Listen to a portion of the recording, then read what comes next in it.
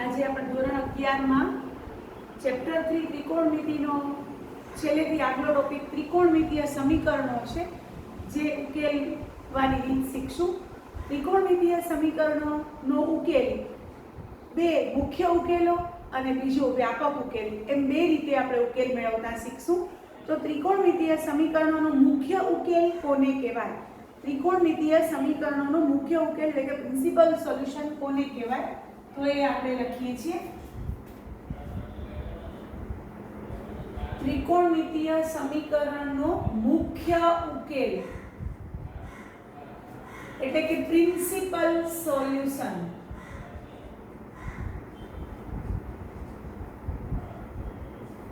ઈ કઈ રીતે મળે?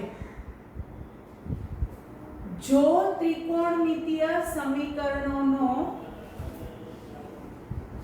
ઉકેલ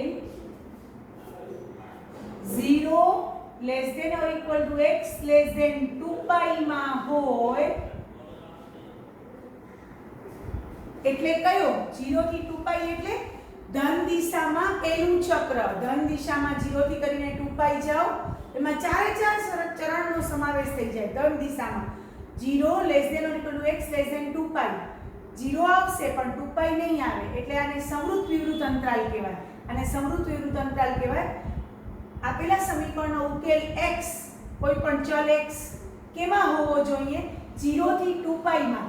0 થી 2π એટલે પહેલું ચક્ર ધન દિશામાં અથવા ચારે ચાર ચરણ ધન દિશામાં. આમાં ઉકેલ હોય. જો ત્રિકોણમિતીય સમીકરણનો ઉકેલ 0 less than or equal to x less than 2π માં હોય એટલે કે તમને બતાવું, પ્રથમ ચક્ર ધન દિશામાં અથવા ચારે ચરણ ધન દિશામાં લેવા. આનો મતલબ એ થાય 0 થી 2π તમે એકમ વર્તુળ દોરો તો એકમ વર્તુળમાં 0 π/2 π 3π/2 2π ધન દિશામાં જાઓ તો 0 થી 2π આ 0 થી કરીને 2π પાછા આવે તો 0 પોતે આવેલો છે, 2π પોતે નથી આવેલો, તો ચારે ચાર ચરણનો સમાવેશ થઈ જાય. પહેલું, બીજું, ત્રીજું, ચોથું અથવા પહેલું ચક્ર ધન દિશામાં આપણે કહી શકીએ છીએ હોય તો આપેલ ઉકેલને સમીકરણનો મુખ્ય ઉકેલ કહેવાય. જો ત્રિકોણમિતીય સમીકરણનો ઉકેલ આની વચ્ચે હોય, 0 થી 2π વચ્ચે હોય, પહેલામાં હોય, બીજામાં, ત્રીજામાં કે ચોથામાં, પણ ધન દિશામાં, તો આપેલ ઉકેલને સમીકરણનો મુખ્ય ઉકેલ કહેવાય. હવે વ્યાપક ઉકેલ, ત્રિકોણમિતીય સમીકરણનો વ્યાપક ઉકેલ, જનરલ સોલ્યુશન.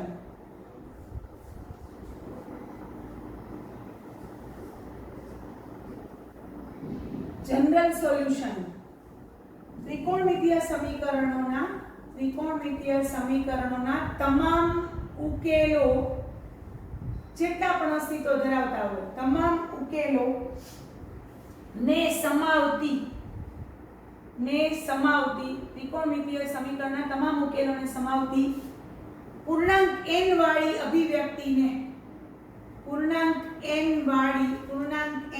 અભિવ્યક્તિને આપેલ સમીકરણનો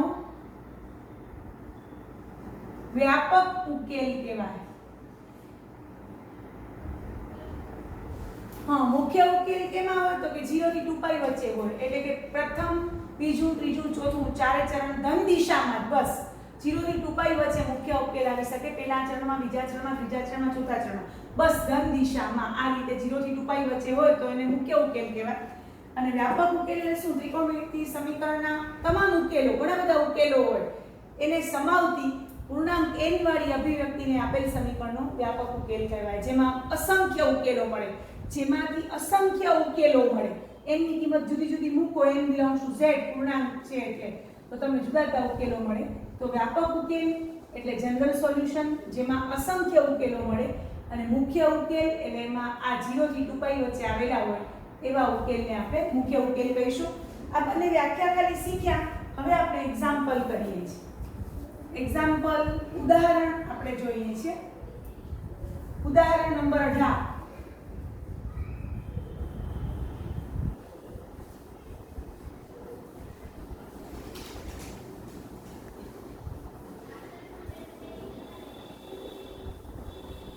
ઉદાહરણ 18 ની રકમ છે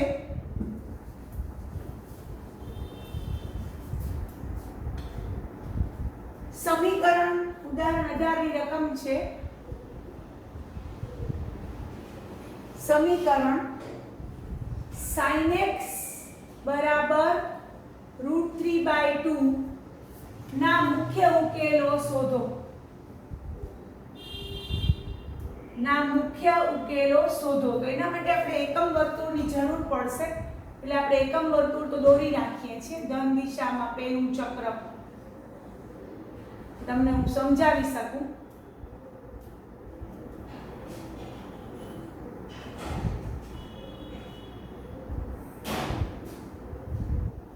આ રીતે આપણે એકમ વર્તુળ દોરી રાખ્યું.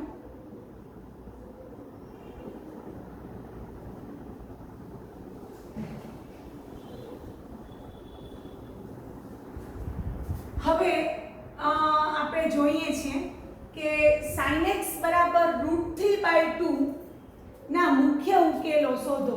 હવે અહીંયા બધાનું ધ્યાન. sin x બરાબર √3/2 કેવો છે? ગ્રેટર ધેન 0 છે, ધન છે. બધાને ખબર છે √3/2 ધન છે.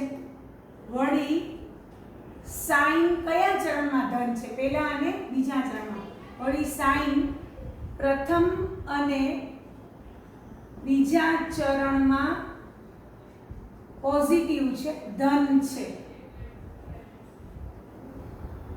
આ ધન આપ્યું છે. હવે જોઈ લો કે પહેલા ચરણમાં √3/2 મૂલ્ય કોનું છે? તો sin π/3 નું. અને બીજા ચરણમાં sin π - π/3 નું. આવ્યું અહીંયા ધ્યાન. પહેલા ચરણમાં π/3 નું, પછી બીજા ચરણમાં π/3 કરો તો π - π/3. तो sin x बराबर sin π/3 और sin x बराबर sin π - π/3 થાય. ખબર પડી? sin પ્રથમ અને બીજા ચરણમાં ધન છે તો ધન હવે લેવાનું છે. અહીંયા ગ્રેટર ધેન 0 છે તો પહેલા અને બીજા ચરણના થીટા આપણે લેવાના. પહેલા ચરણનો π/3, બીજા ચરણનો π - π/3. એટલે sin x બરાબર sin π/3 और sin x बराबर sin 2π/3. तो आ બંને ઉકેલો આવ્યા. મુખ્ય ઉકેલો. therefore x બરાબર π/3 અલ્પવિરામ 2π/3 જે સમીકરણના મુખ્ય ઉકેલો છે. મુખ્ય ઉકેલ એટલે ધન દિશામાં પહેલા ચક્રમાં આવેલા હોય. ધન દિશામાં પહેલા ચક્રમાં અથવા ધન દિશામાં ચારે ચાર ચરણમાંથી ગમે ત્યાં આવેલા હોય. ધન દિશામાં, આ ધન દિશામાં આપણે ત્યાં સુધી જવાની છૂટ છે 0 થી 2π. મુખ્ય ઉકેલ એની અંદર જ આવશે, એની બહારે આવશે નહીં. તો આ રીતે પહેલો દાખલો મેં તમને સમજાવ્યો ધ્યાનથી. sin x greater than 0 છે એટલે sin પ્રથમ અને બીજા ચરણમાં ધન છે. તો મારે પ્રથમ ચરણ અને બીજા ચરણનો થીટા લેવાનો. પ્રથમ ચરણનો √3/2 જોઈને sin π/3 નું મૂલ્ય દેખાય છે. બીજા ચરણમાં sin π - π/3 સ્વરૂપે એટલે 2π/3 સ્વરૂપે મળશે. therefore π/3 પ્લસ અને 2π/3 બંને મુખ્ય ઉકેલો આવ્યા. એક્ઝામ્પલ નંબર 19 કરીએ છીએ. ઉદાહરણ 19. આવો જ એક્ઝામ્પલ છે. ઉદાહરણ 19.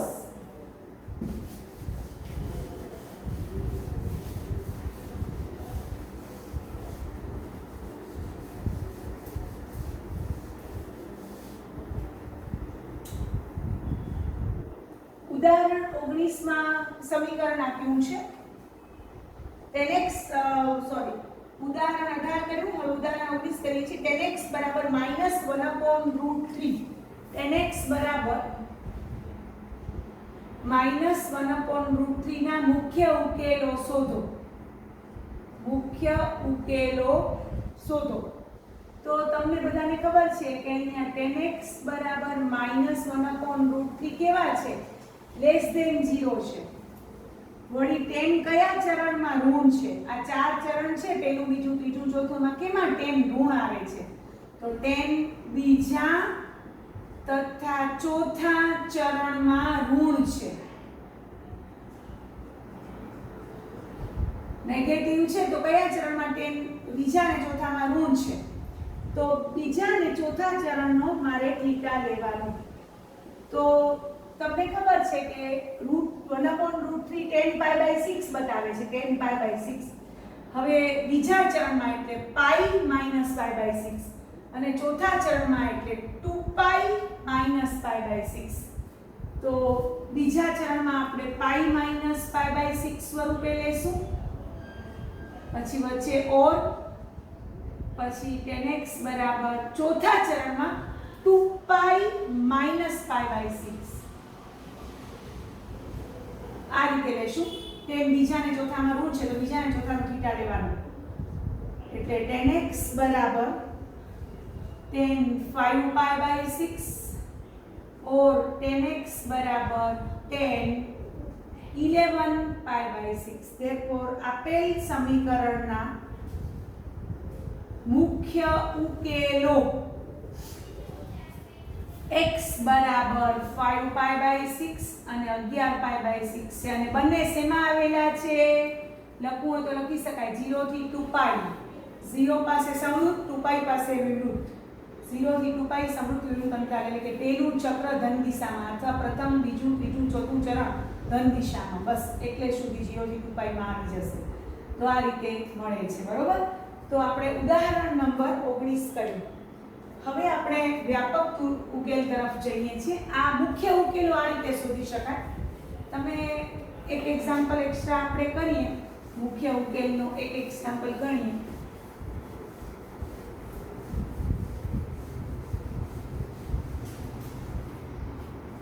ધારો કે આપણી પાસે છે એક એક્ઝામ્પલ, એક્સ્ટ્રા એક્ઝામ્પલ કરીએ છીએ. એક્સ્ટ્રા એક્ઝામ્પલ 1, sec x બરાબર -2 ના મુખ્ય ઉકેલો શોધો. તો sec x બરાબર -2 છે એ ઋણ છે.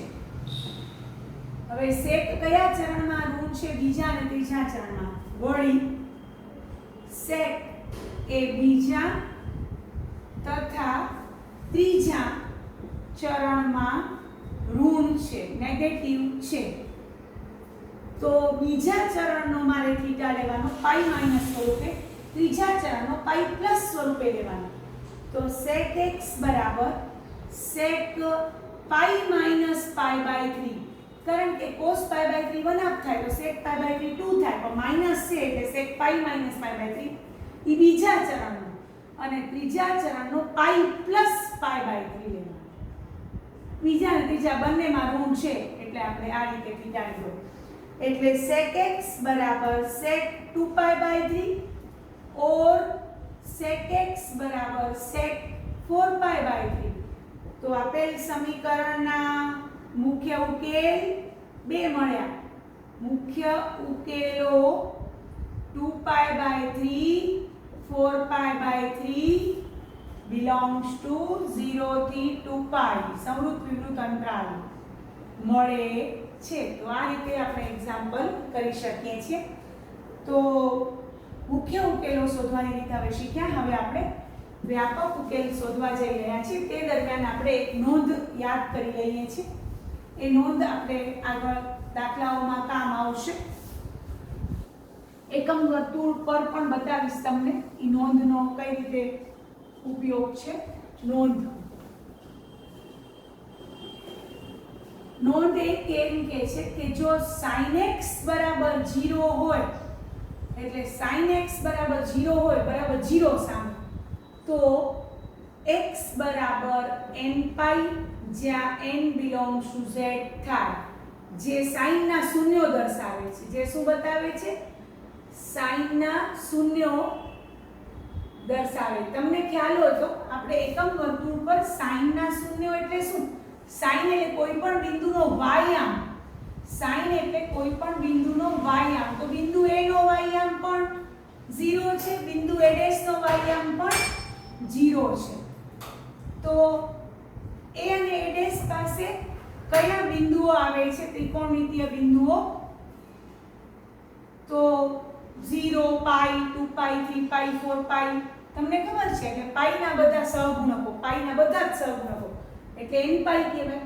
એ sin ના શૂન્યો બતાવે છે. જ્યાં sin નું મૂલ્ય 0 છે, sin x 0 છે, જોઈ લો sin x આયો 0 છે, બીજો યામ 0 છે, y યામ 0 છે.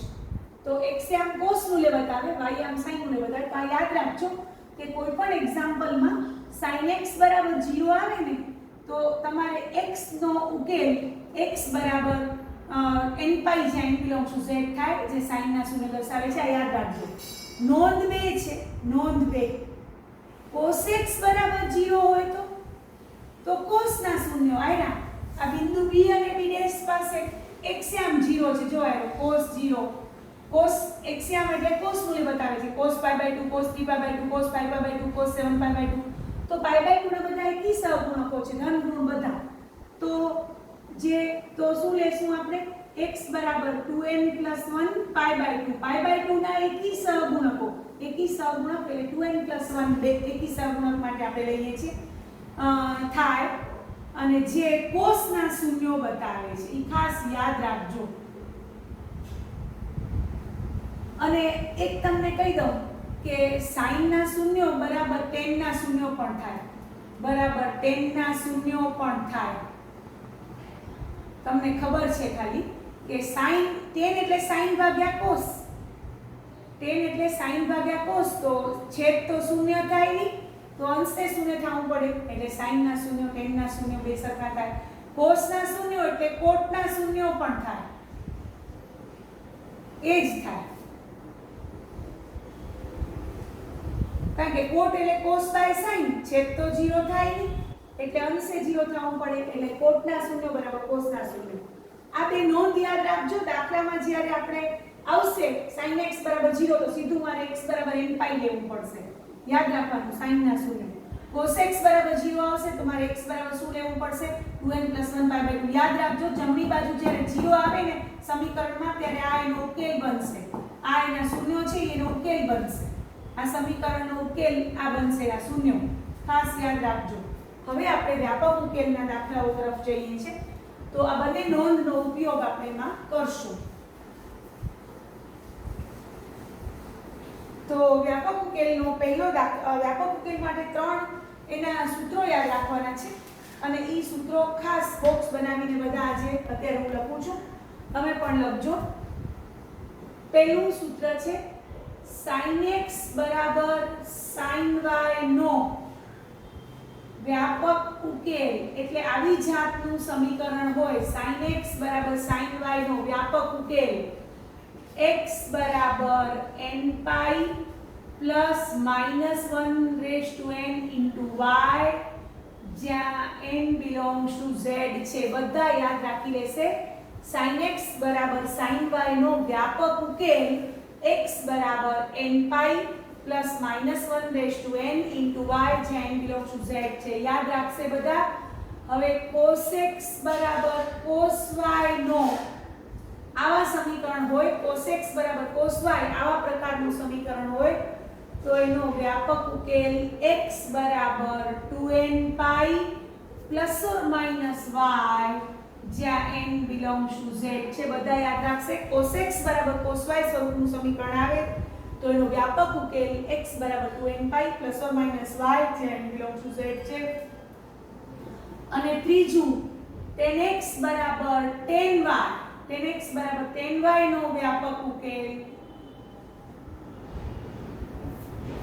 x બરાબર n પાઈ પ્લસ y, જ્યાં n બિલોંગ્સ ટુ z છે. બધા યાદ રાખશે. આ ત્રણ સમીકરણોના ઉકેલ યાદ રાખશો પછી જ આપણે દાખલા ગણી શકશું.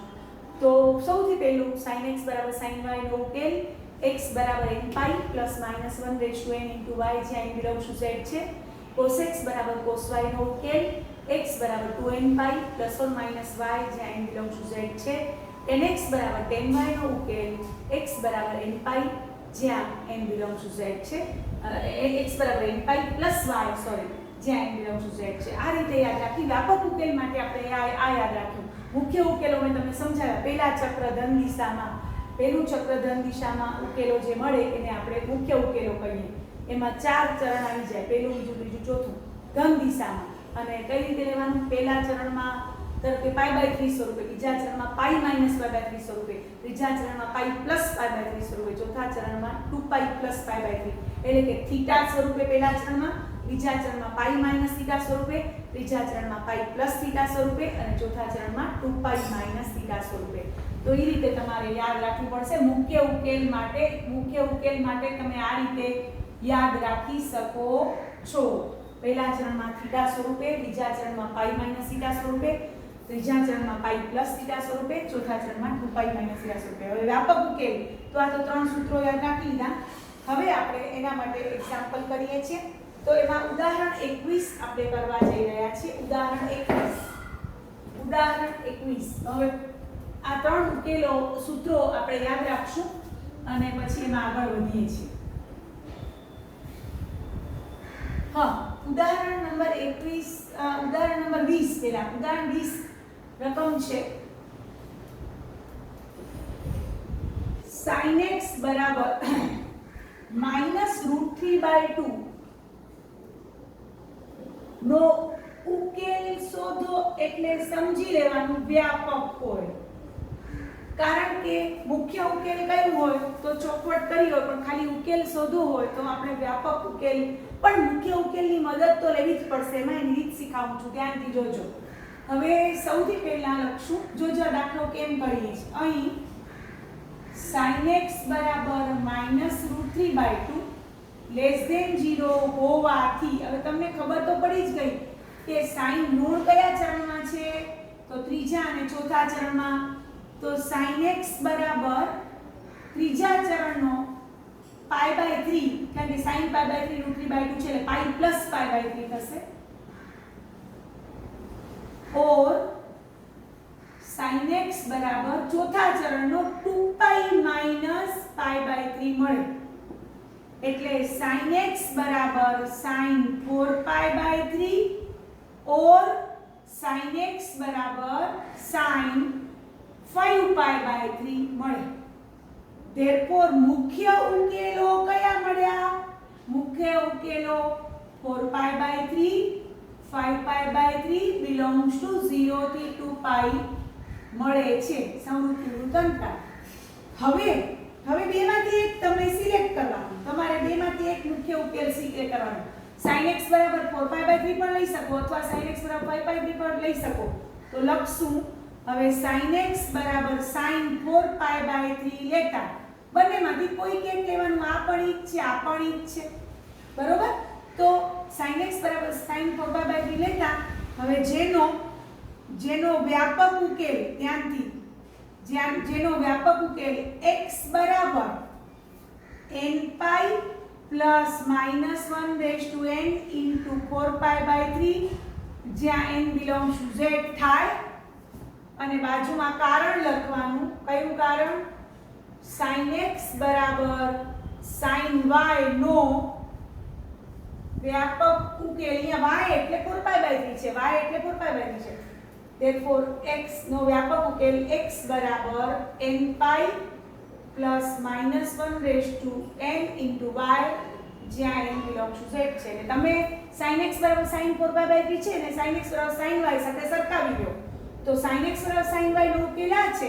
તો sin x બરાબર 4π/3 નો sin 4π/3 નો ઉકેલ x બરાબર n π plus -1n into y એટલે 4π/3. કારણ તરીકે આ સૂત્ર લખી નાખવાનું. કારણ તરીકે લખો તો પહેલા લખો કે sin x બરાબર sin y નો ઉકેલ આ છે. તો આ તમને જે રીતે લખવું પણ આ લખવું તો પડશે.